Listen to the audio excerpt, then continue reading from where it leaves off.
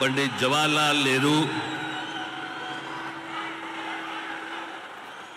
याच्यानंतर हिंदुस्तान से तिसऱ्यांदा पंतप्रधान बनणारे माननीय पंतप्रधान नरेंद्र मोदी जी,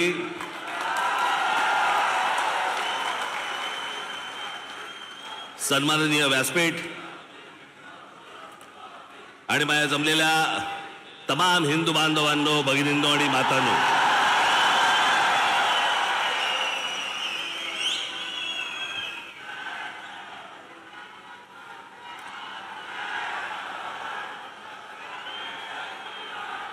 मोदीजी, आपण मुंबईमध्ये याच्या अगोदर अनेकदा आलात, पण बरोबर 21 वर्षानंतर आपण आज शिवतीर्थावरती इथे आलात. मला आजही आठवते त्यावेळेला आपण इथे कमळामधनं बाहेर आला होतात आणि 2014ला आपण कमळ बाहेर काढलं.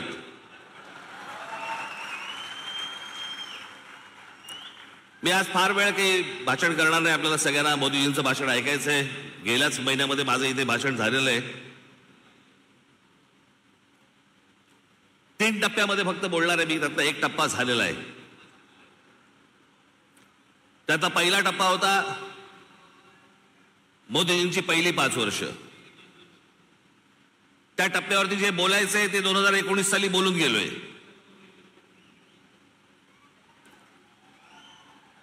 ओरली आता गेली 5 वर्ष.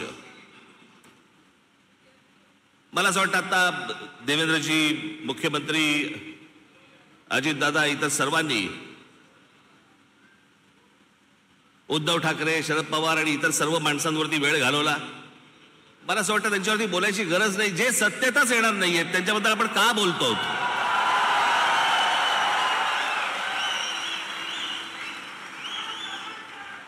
काही आवश्यकताच नाहीये त्या लोकांची.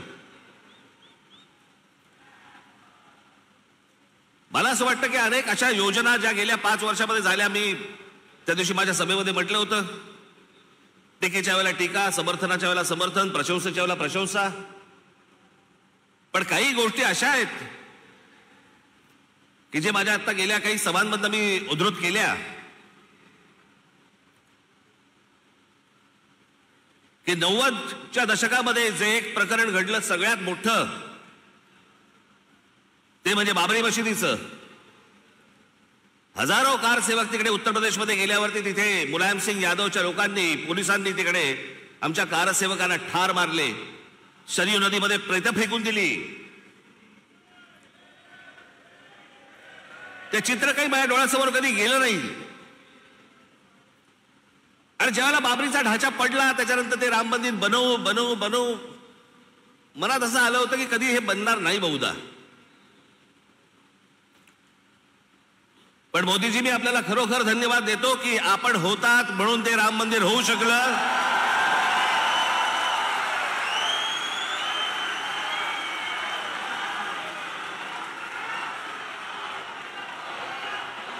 अन्यथा ते झालंच नसतं.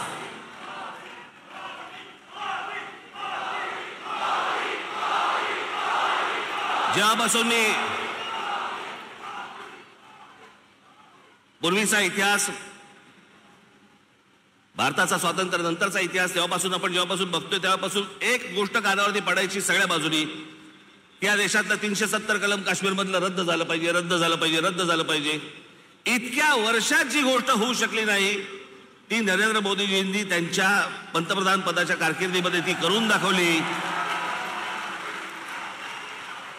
आज त्याच काश्मीरमध्ये जाऊन तुम्ही जमीन घेऊ शकता, जागा घेऊ शकता.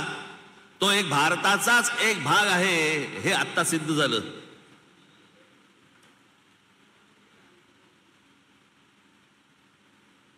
राजीव गांधी ज्या वेळेला पंतप्रधान झाले त्यावेळेला एक मोठी केस झाली होती आणि एक प्रकरण सुप्रीम कोर्टामध्ये होतं आणि सुप्रीम कोर्टाने निकाल हा शाह बानो नावाची एक महिला होत्या त्यांच्या बाजूने लावला होता. आणि सुप्रीम कोर्टाने तो निकाल लावल्यानंतर राजीव गांधींनी लोकसभेमध्ये बहुमताच्या आधारावरती तो सुप्रीम कोर्टाचा निकाल म्हणजे ज्या बाईला न्याय मिळाला होता तो काढून टाकला आणि त्या मुस्लिम महिलेला कधी न्याय मिळू शकला नव्हता एका छोट्या पोटगीसाठी.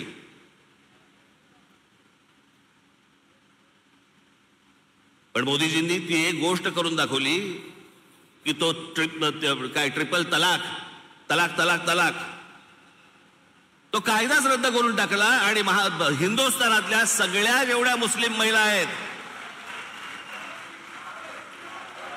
त्यांच्यामध्ये एक समाधानाचं वातावरण झालं की रात्री आपला नवरा आला, शुद्धीत आहे का बेशुद्धीत आहे माहित नाही, पण समजा उद्या तलाक तलाक तलाक बोलला तर करायचं काय पुढे? पण तो विषयच बंद करून टाकला. मला असं वाटतं की हे अनेक गोष्ट अन्नधान्य पुरवण्यापासून लस देण्यापासून अनेक गोष्टी झाल्या, पण मी ह्या सगळ्या गोष्टींना सर्वात धाडसी निर्णय मानतो. ही गोष्ट करून घेणं, इतकी वर्ष जी होऊ शकली नाही ती गोष्ट मला असं वाटतं करून घेणं हे मला असं वाटतं की सगळ्यात महत्वाची गोष्ट आहे असं मला वाटतंय. अनेक योजना राबवल्या गेल्या अनेक वर्षांमध्ये. आज मोदीजी मी फक्त आपल्या समोर उभा आहे पुढच्या 5 वर्षासाठी.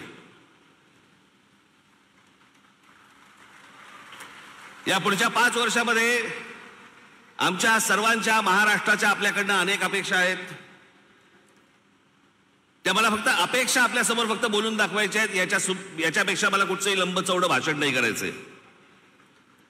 त्यातली माझी पहिली अपेक्षा आहे की गेले अनेक वर्ष खितपत पडलेला मराठी भाषेला अभिजात भाषेचा दर्जा मिळावा, ही गोष्ट आपण पंतप्रधान झाल्यानंतर मराठीला तो सन्मान मिळेल अशी मी मोदीजींकडे अपेक्षा व्यक्त करतो आणि ती होईल, तितक्याच धाडसाने ती होईल अशी मला खात्री आहे.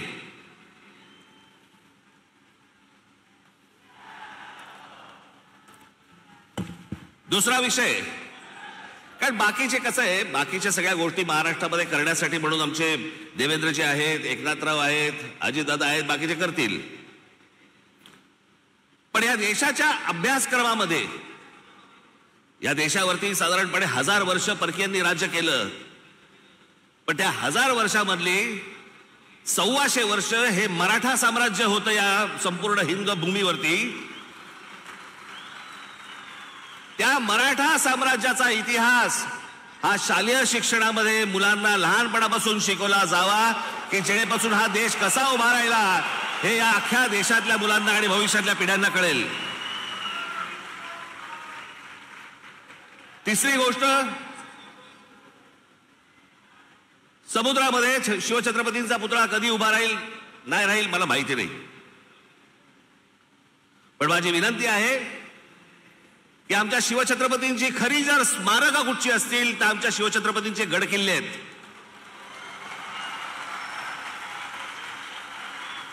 आणि या गड किल्ल्यांना पूर्वीचं ऐतिहासिक वैभव प्राप्त करून देण्यासाठी म्हणून आंतरराष्ट्रीय दर्जाची एक समिती नेमावी. भविष्यातल्या येणाऱ्या पिढ्यांना, या देशातल्या पिढ्यांना कळेल की आमचा राजा कोण होता आणि त्यांनी काय इतिहास गाजवला हे त्या आमच्या गडकिल्ल्यांवरनं कळेल. याच्यासाठी म्हणून आपल्याकडनं गोष्ट व्हावी अशी माझी अपेक्षा आहे.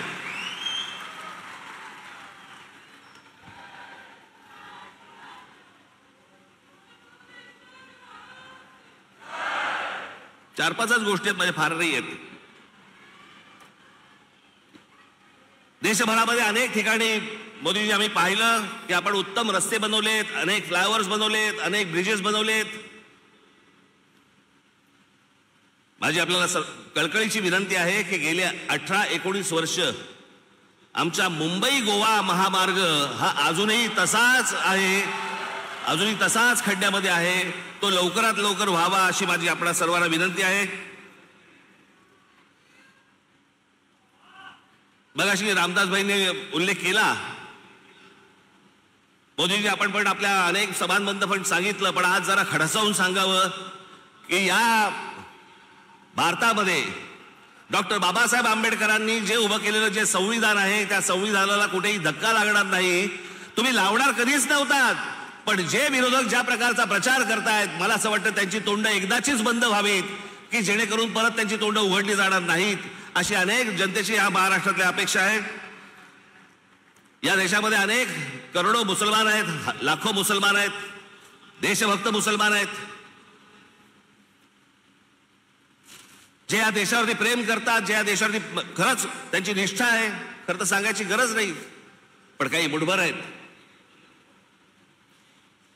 जे आज उद्धव ठाकरे आणि काँग्रेसला जे पाठिंबा देणारे आहेत ना, त्यांचा उद्देश हा फक्त गेल्या 10 वर्षात त्यांना डोकं वरती नाही काढता आलंय.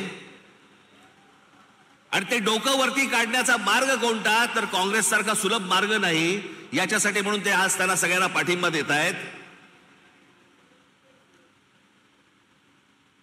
पण लाखोच्या संख्येने, करोडोच्या संख्येने आज मुसलमान आपल्या बरोबर आहेत. त्याला एक शाश्वती पाहिजे, त्याला मनात आदर आहे. तो काम धंदेवाला आहे, त्याला काम करायचं या देशामध्ये. तो या देशाचा नागरिक आहे, पिढ्यानपिढ्या राहणार आहे. पण मला असं वाटतं की हे जे मुठभर आहेत, हे ओवेसी सारख्या ज्या अवलादी आहेत, यांच्या मागून फिरणारे जे लोक आहेत, यांचे जे अड्डे आहेत, हे अड्डे एकदा तपासून घ्या. तिथे माणसं घुसवा, देशाचं सैन्य घुसवा आणि हा देश एकदा कायमचा सुरक्षित करून टाका. म्हणजे आमच्या आया बहिणींना याच्यापुढे देशामध्ये फिरताना कोणत्याही प्रकारचा त्रास इथे होणार नाही, अशी मी आशा अपेक्षा बाळगतो. आणि शेवटचं म्हणजे आमची मुंबईची रेल्वे. लाखो प्रवासी या रेल्वेने प्रवास करतात. या प्रवास करणाऱ्या रेल्वेच्या संपूर्ण यंत्रणेवरती आपण केंद्र सरकारने आपण बारीक लक्ष द्यावं. जास्तीत जास्त त्याच्यासाठी पैसे द्यावे, जास्तीत जास्त ती यंत्रणा चांगली कशी होईल याच्यासाठी म्हणून आपण पाहावं. एवढ्याच फक्त मी आज अपेक्षा आपल्या समोर घेऊन आलो होतो. बाकी भविष्यातल्या येणारा हिंदुस्थान हा आपल्या हातून उत्तम पद्धतीने मोठा हो, जगात मोठा हो, घडो, ही एक आशा अपेक्षा बाळगतो आणि आपण सर्वांची मी रजा घेतो. धन्यवाद. जय हिंद, जय महाराष्ट्र. धन्यवाद राज.